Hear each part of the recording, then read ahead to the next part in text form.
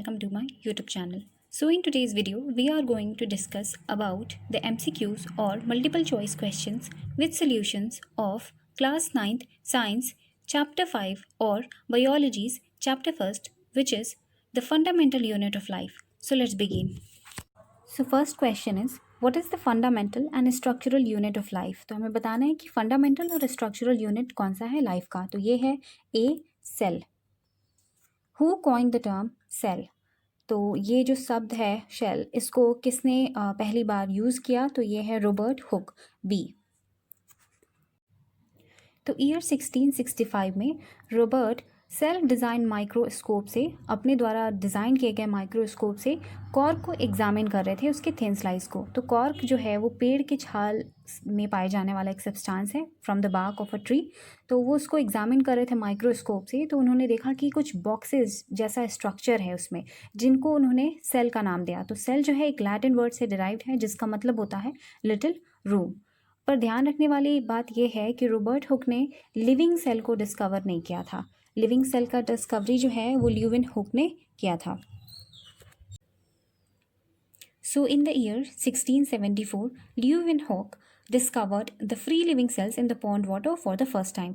Robert Brown ने 1831 में nucleus की डिस्कवरी की और परकिंजी ने जो शब्द है प्रोटोप्लाज्म उसको कॉइन किया था year 1839. Next question, who gave the cell theory? तो सेल थ्योरी किसने दिया था? सेल थ्योरी जो कि है कि सभी प्लांट्स और एनिमल्स सेल के बने होते हैं और सेल जो है वो बेसिक यूनिट है लाइफ का. तो इसे 1838 में और 1839 में रेस्पेक्टिवली स्लाइडन एंड स्वान ने दिया था. तो आंसर होगा बी, स्लाइडन एंड स्वान. 1855 में वर्शा ने सेल थ्योरी को एक्सपेंड किया और कहा कि सभी सेल्स प्री एग्जिस्टिंग सेल से अराइज करते हैं. तो आप इस बॉक्स को याद रखें क्योंकि इसमें सारी इंपॉर्टेंट डिस्कवरीज को बताया गया है. Next question, which of the following is an example of unicellular cell? तो यूनिसेलुलर सेल यानी कि जो सिंगल सेल होता है उसका हमें एग्जाम्पल बताना है. तो ये है बोथ ए एंड बी यानी कि amoeba, Chlamydomonas, paramecium and bacteria. Next question, what is division of labour in organisms? तो डिवीजन ऑफ लेबर क्या होता है? तो ये है C, different parts of body perform different functions. Next is the plasma membrane is. तो हमें बताना है कि प्लाज्मा मेम्ब्रेन का नेचर कैसा है. तो ये है A, selectively permeable. Next is which process is responsible for gaseous exchange between cells and their external environment? तो हमें बताना है कि कौन सा वो प्रोसेस है जिससे CO2 हो या O2 हो, ये जो गैसेस एक्सचेंज है वो सेल्स के बीच में और सेल और उनके बाहर के इन्वायरमेंट में किस प्रोसेस की मदद से होता है? तो ये है ए, डिफ्यूजन की मदद से. Next question is osmosis is passage of water. तो हमें बताना है कि ऑस्मोसिस क्या प्रोसेस है. तो ये पानी का पैसेज है from a region of high water concentration to low water concentration through selectively permeable membrane. तो आंसर होगा ए, पानी का मूवमेंट होता है जहाँ पे पानी की मात्रा अधिक है वहाँ से जहाँ पे पानी की मात्रा कम है वहाँ पे पानी का मूवमेंट होता है थ्रू सेलेक्टिवली परमिएबल मेम्ब्रेन. ऐसा मेम्ब्रेन जो कि सेलेक्टेड चीज़ें को ही अलाउ करे अपने से पास करने के लिए. तो ये प्रोसेस कहलाता है osmosis. Next question, in a hypotonic solution and isotonic solution the cell is likely to. तो हमें बताना है कि जो हाइपोटोनिक सोल्यूशन है और जो हाइपरटोनिक है और जो आइसोटोनिक है उसमें सेल कैसे हो जाता है. तो ए होगा, हाइपोटोनिक में स्वेल कर जाता है यानी कि फूल जाता है, हाइपरटोनिक में श्रिंक यानी कि सिकुड़ जाता है, और आइसोटोनिक में ऐसे ही वैसे जैसे था वैसे ही रहता है, रिमेन एज इट इज़. तो होगा इसका ए. अब इन तीन सॉल्यूशंस को और सेल के नेचर को इनके साथ समझते हैं. तो यहाँ पे हम हाइपोटोनिक सोल्यूशन की बात कर रहे हैं. हाइपोटोनिक मीडियम में सेल को रखा गया है. तो हाइपोटोनिक मीडियम का मतलब होता है जहाँ पे जो सॉल्यूशन है वो बहुत ही ज़्यादा डाइल्यूट है, सोल्यूट की मात्रा कम है, सॉल्वेंट की मात्रा ज़्यादा है और सोल्यूशन डाइल्यूट है. तो हमें पता है कि ऑस्मोसिस एक ऐसा प्रोसेस है जिसमें वाटर का मूवमेंट होता है जहाँ पे हाई कंसनट्रेशन है टू लो कंसनट्रेशन है वाटर का वहाँ पे. तो यहाँ पे क्या होगा, यहाँ पे हम देख रहे हैं कि बहुत ही ज़्यादा वाटर का अमाउंट है और सेल में कम है कंपेरेटिवली वाटर. तो जो वाटर है वो सेल में चला जाएगा और सेल जो है वाटर गेन करके स्वेल कर जाएगा. तो ये है हाइपोटोनिक सोल्यूशन. नेक्स्ट केस है हाइपरटोनिक सोल्यूशन का। तो इसमें क्या है, जो सोल्यूशन है वो बहुत ही कॉन्सेंट्रेटेड है, यानी कि सोल्यूट की मात्रा इसमें बहुत ज़्यादा है, सॉल्वेंट कम है as compare to the cell. इसमें वाटर सेल में ज़्यादा है और सोल्यूशन में वाटर कम है। तो ऑस्मोसिस का हम रूल लगाएंगे तो high concentration to low concentration movement होगी, और यहाँ पे पानी ज़्यादा है सेल में, तो सेल से पानी बाहर निकल करके मीडियम में चला जाएगा ऐसे। और देखिए रिजल्ट में क्या होगा कि जो सेल है वो श्रिंक कर जाएगा। Next is isotonic. तो आइसोटोनिक, जो वर्ड आइसो है उसका मतलब होता है सिमिलर। तो देखिए जो सेल में जो वाटर होगा और जो मीडियम में जो वाटर होगा वो दोनों सिमिलर हैं कंसंट्रेशन में, तो कोई नेट गेन नहीं हो रहा किसी सेल में। तो जैसा सेल मीडियम में पहले था वैसा ही बाद में रहेगा। तो ये है isotonic solution. Next question, which of the following is an example of osmosis. तो हमें एग्जाम्पल बताना है कि ऑस्मोसिस का कौन सा है। तो absorption of water by roots, तो बी होगा इसका आंसर। रूट्स में वाटर का अमाउंट कम है और जो बाहर जो सॉयल है उसमें पानी ज़्यादा है, तो पानी का मूवमेंट होगा from high concentration to low concentration. तो ये एग्जाम्पल है absorption of water by roots. Next question, plasma membrane is made up of. तो हमें बताना है कि प्लाज्मा मेम्ब्रेन के कंपोनेंट्स कौन कौन से हैं, किससे बना है वो। तो ये होगा B, lipids and proteins.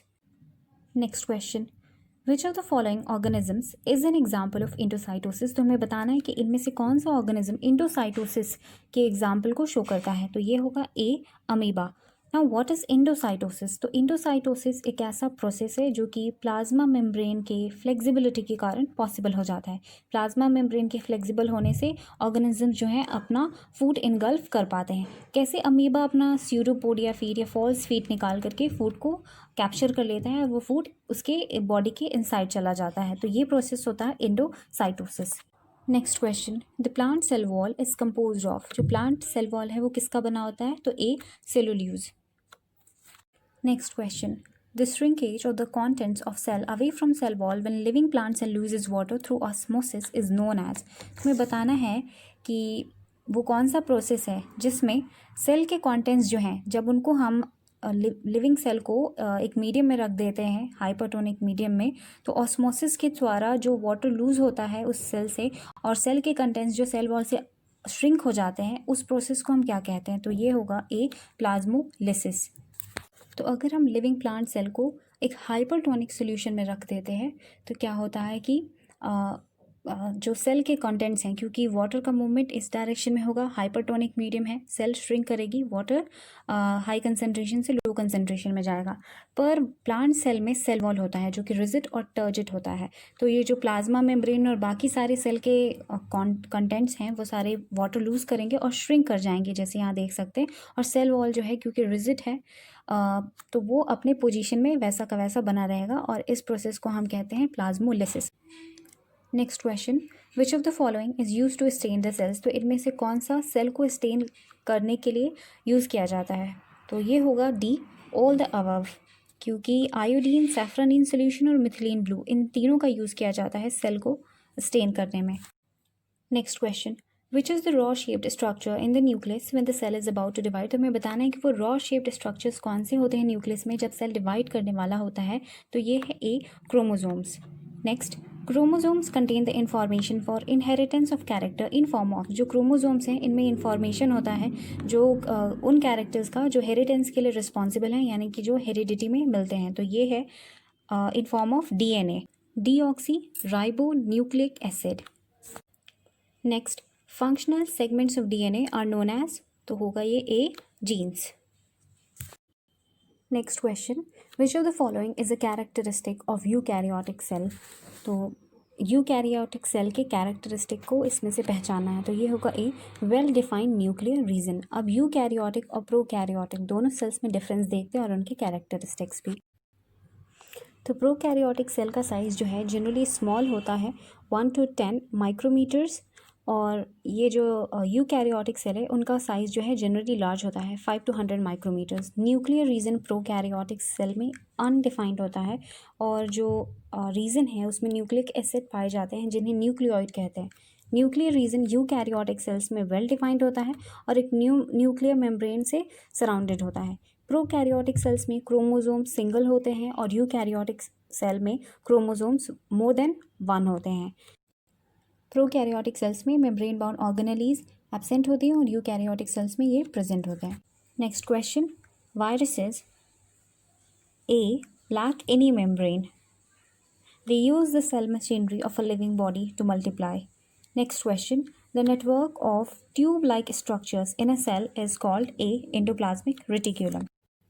Next question, which is the site of protein production. तो हमें बताना है कि प्रोटीन प्रोडक्शन का साइट कौन सा है, तो ये होगा A ribosomes. Next question, the process in which proteins and lipids help in building the cell membrane is known as. ऐसा प्रोसेस जिसमें प्रोटीन और लिपिड्स के सेल मेम्ब्रेन को बनाने में मदद करते हैं। हमें पता है कि प्लाज्मा मेम्ब्रेन जो है प्रोटीन्स और लिपिड्स का बना है, और इस प्रोसेस को जिससे प्लाज्मा मेम्ब्रेन बनता है उसे हम क्या कहते हैं, तो ये है A membrane biogenesis. Next, who discovered Golgi apparatus first. तो पहली बार गोल्जी एपरेटस की डिस्कवरी किसने की थी, तो आंसर है A Camillo Golgi. Next question, which of the organelles is known as suicide bags of the cell and waste disposal system of the cell. तो ये होगा A lysosomes.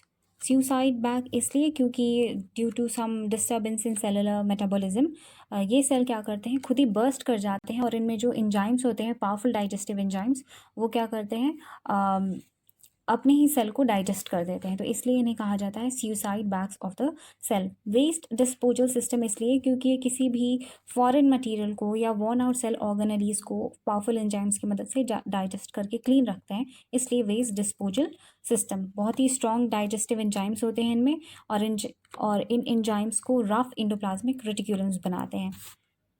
Now next question, which of the organelles is known as power house of the cell? It is A mitochondria. Next question, which is the energy currency of the cell? तो ये है ATP, adenosine triphosphate. Next question, which of the following are found only in plant cells. तो हमें बताना है कि इनमें से कौन सा सिर्फ प्लांट सेल्स में पाया जाता है, तो ये होगा C plastids and cell wall. ये एनिमल सेल में नहीं पाए जाते। Next question, the type of plastids which store starch oils and protein granules is known as. तो ये भी है सी ल्यूकोप्लास्ट। तो प्लास्टिड्स दो तरह के होते हैं, क्रोमोप्लास्ट जो कि कलर्ड प्लास्टिड्स हैं, और ल्यूकोप्लास्ट जो कि वाइट और कलरलेस प्लास्टिड्स हैं। ऐसे प्लास्टिड्स जिसमें ग्रीन पिगमेंट होता है, क्लोरोफिल, उन्हें हम क्लोरोप्लास्ट कहते हैं। Now next question, how much space the central vacuole of some plant cell occupy. तो ये होगा A 50 to 90%। Next question, which type of cell division produces 4 new cells instead of 2। तो वो कौन सा सेल डिवीजन का टाइप है जो 4 न्यू सेल्स प्रोड्यूस करता है इंस्टेड ऑफ 2। तो ये है ए मियोसिस। मियोसिस में 4 न्यू सेल्स का प्रोडक्शन होता है जिनमें क्रोमोसोम्स का नंबर हाफ होता है, और माइटोसिस में 2 न्यू सेल्स का प्रोडक्शन होता है जिसमें क्रोमोसोम नंबर्स सेम होते हैं। Next question, which of the following organelles have double membrane. तो ये होगा D all the above. Nucleus, mitochondria और प्लास्टिड्स, इन सभी में डबल मेम्ब्रेन होता है। तो ये देखिए माइटोकॉन्ड्रिया का स्ट्रक्चर है, ये हमारे बुक 11th क्लास की बुक में है। तो ये देखिए आउटर मेम्ब्रेन और इनर मेम्ब्रेन, और ये जो इनर फोल्ड्स हैं जिनमें एटीपी के लिए सरफेस एरिया प्रोवाइड करते हैं, जिसमें energy currency of the cell जो है, तो ये है। तो ये प्लास्टिड्स को समझने के लिए ये हम ले रहे हैं, ये भी 11th क्लास की बुक में है। और ये जो बस मेम्ब्रेन जो है, 2 मेम्ब्रेन, डबल मेम्ब्रेन, ये शो करने के लिए यहाँ इन्हें लिया गया है। तो ये देखिए हम देख रहे हैं क्लोरोप्लास्ट का सेक्शन, और इसमें है आउटर मेम्ब्रेन और इनर मेम्ब्रेन, यानी कि 2 मेम्ब्रेन। तो बस यही है। Next question, storing, packing and modification of newly formed proteins takes place in. तो ये होगा D Golgi apparatus. Next question, the membrane bound sacs filled with digestive enzymes is. तो ये है A lysosomes. Next, storage sac in plant and animal cell is A vacuoles. Next, identify the organelle A in the diagram shown. तो ये जो diagram है हमारे सामने, उसमें जो मार्क्ड है ए, उसे हमें बताना है कि वो कौन सा सेल ऑर्गेनेले है। तो ये है rough endoplasmic reticulum. Rough endoplasmic reticulum को पहचानना बहुत ही ज़्यादा ईजी है, क्योंकि इनमें इन पे राइबोसोम्स होते हैं और ये राइबोसोम्स जो हैं प्रोटीन सिंथेसिस का साइट है और साथ ही साथ स्मॉलेस्ट सेल ऑर्गेनेल भी है। तो इस डायग्राम को अच्छे से देख लीजिए, आपको हर सेल ऑर्गेनेली पता होना चाहिए कि वो कैसा दिखता है। क्वेश्चन में कुछ भी पूछ सकते हैं, centriole, plasma membrane. Next question, which organelle provide turgidity and rigidity to the plant cell. तो ये है ए, वैक्यूल्स। तो वैक्यूल्स में सेल साफ भरा होता है, तो और ये जो है प्लांट सेल को टर्जिड और रिजिड बनाए रखते हैं। Next, the numerous membrane layers of chloroplast are embedded in a material known as. तो जो न्यूमरस मेम्ब्रेन लेयर्स होते हैं क्लोरोप्लास्ट के, जो कि जिनमें क्लोरोफिल होता है, क्लोरोप्लास्ट, उनमें वो एम्बेडेड होते हैं ऐसे मटेरियल में जिसका नाम है ए, स्टोमा। तो स्टोमाटा तो सभी को पता है कि प्लांट्स इसका यूज़ करते हैं in the gaseous exchange. Cristae हमें पता है कि माइटोकॉन्ड्रिया के जो इनर फोल्डिंग्स होते हैं उसमें फिंगर लाइक होते हैं। और सिस्टर्न क्या है, तो गोल्जी एपरेटस में जो वेसिकल्स एक दूसरे के पैरेलल स्टैक्ड होते हैं उन्हें सिस्टर्न कहते हैं। Next is identify the organelle A in the diagram shown. तो ये जो डायग्राम है ये है प्लांट सेल और इसमें हमें बताना है कि ए जो मार्क्ड है वो क्या है। तो ये है ए, प्लास्टिड्स। तो प्लास्टिड्स और माइटोकॉन्ड्रिया ये दोनों जो हैं स्ट्रेंज ऑर्गेनेले हैं, क्योंकि इनका ये तो पहले number double membrane bound organelles हैं। सेकंड, इनके पास राइबोसोम्स होता है, खुद का डीएनए होता है। और थर्ड, ये खुद के प्रोटीन्स बना सकते हैं। तो इस तरह से स्ट्रेंज ऑर्गेनेलीज हैं प्लास्टिड्स और माइटोकॉन्ड्रिया, तो इसे ध्यान रखें। तो आप प्लांट सेल के भी डायग्राम को अच्छे से देख लें और याद कर लें। तो टोटल नंबर ऑफ क्वेश्चंस जो हमने डिस्कस किया वो है 39। So in this way we discussed some important MCQs or multiple choice questions with solutions of class 9th science chapter 5 और biology chapter 1। तो अगर वीडियो अच्छा लगे तो लाइक, कमेंट, शेयर, सब्सक्राइब ज़रूर करें। थैंक्स।